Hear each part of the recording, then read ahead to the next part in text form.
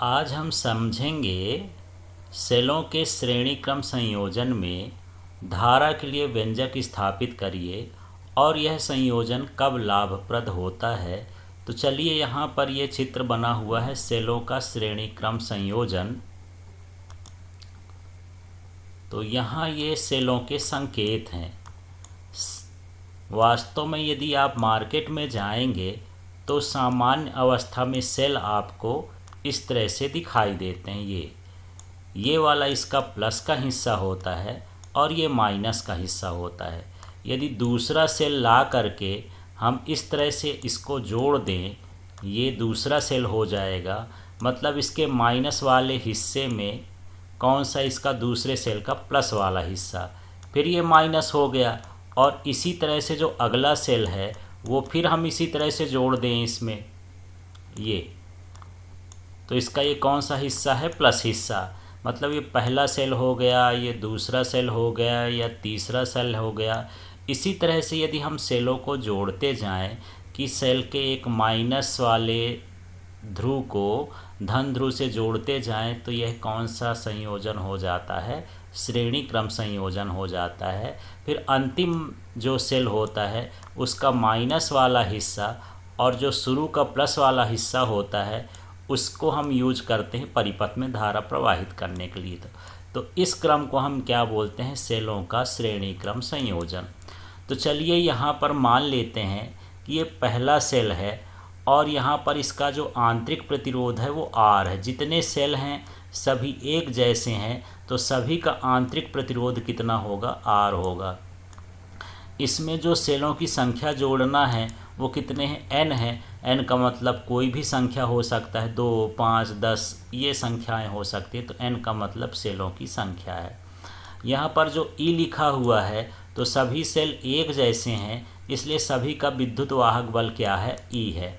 यहाँ पर जितनी भी बड़ी लाइन है वो प्लस से जुड़ी हुई हैं और जो छोटी लाइन है यहाँ पर देखिए, बड़ी लाइन माने प्लस हो गया, धनात्मक टर्मिनल को व्यक्त करता है, और जो माइनस वाली लाइन होती है या छोटी लाइन होती है वो माइनस को व्यक्त करती है।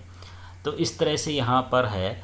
अब यदि ये सेल है और यहाँ पर ये धनावेश है तो धारा का प्रवाह कहाँ से होता है, धनावेश से ऋणावेश की ओर। तो यहाँ पर जो बहने वाली धारा है ये I है। जब चित्र आप बनाएंगे तो ये धारा भी लिख लेंगे।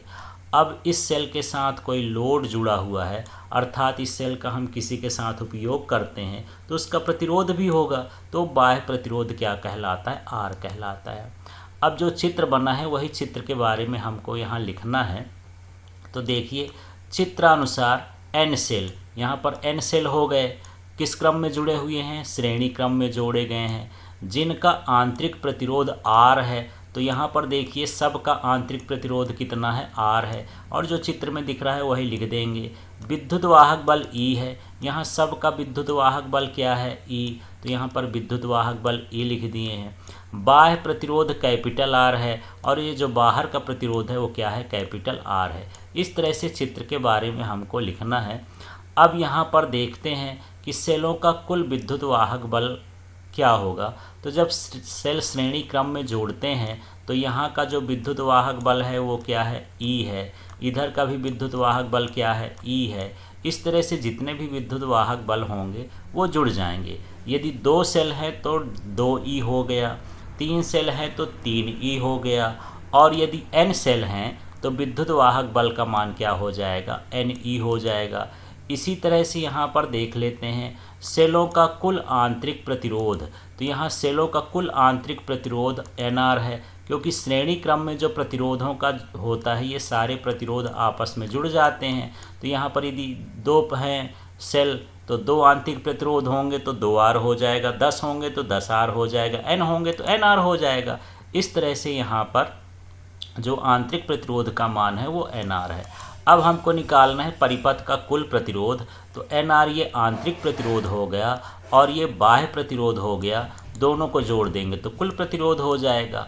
अब परिपथ में प्रवाहित धारा की बात करते हैं तो इसका सूत्र होता है कुल विद्युत वाहक बल बटे होता है कुल प्रतिरोध। तो यहाँ पर देख लीजिएगा, यहाँ धारा को किससे लिखते हैं, I से, तो I लिख दिए हैं। फिर ये कुल विद्युत वाहक बल, और यहाँ कुल विद्युत वाहक बल का मान NE है और इसी को यहाँ पर लिखा गया है इस तरह से। अब इसी तरह से यहाँ पर देख लेते हैं परिपथ का कुल प्रतिरोध लिखा है, तो एक कुल प्रतिरोध का मान R प्लस NR है, तो R प्लस NR है। तो इस तरह से ये यदि श्रेणी क्रम में सेल जुड़े हैं तो उसमें प्रवाहित होने वाली धारा का सूत्र ये है। अब मान के चलते हैं यदि सेल का आंतरिक प्रतिरोध बाह्य प्रतिरोध से कम हो, जनरली अच्छा सेल होता है तो उसका आंतरिक प्रतिरोध कम होता है, वही सेल अच्छा होता है जिसका आंतरिक प्रतिरोध कम हो, तो ये तो होता ही है। तो यहाँ पर यदि R का मान बहुत बहुत छोटा है बड़े R से, माने आंतरिक प्रतिरोध का मान बाह्य प्रतिरोध से बहुत कम है, तब यहाँ पर जो I का मान हो जाएगा ये हो जाएगा NE/R। यहाँ पर देख लेना है कि ये R का मान बहुत छोटा है तो इसको छोड़ देंगे, यहाँ कुछ नहीं लिखेंगे, तो यही सूत्र आ जाएगा क्या, NE और अपान में कितना आ गया, R आ गया। तो यहाँ पर N लिखे, E/R मतलब विद्युत वाहक बल बटे प्रतिरोध का मतलब हो गया एक सेल की धारा। फिर से देख लीजिए, यहाँ N इस तरह से लिख दिए, E/R का मतलब विद्युत वाहक बल बटे प्रतिरोध, और ये क्या होता है, एक सेल से जो धारा ली जाती है उसका मान होता है। इसका मतलब ये है कि धारा N गुना बढ़ जाती है जब आंतरिक प्रतिरोध क्या हो, कम हो। तो यह संयोजन कैसा होता है, लाभप्रद होता है।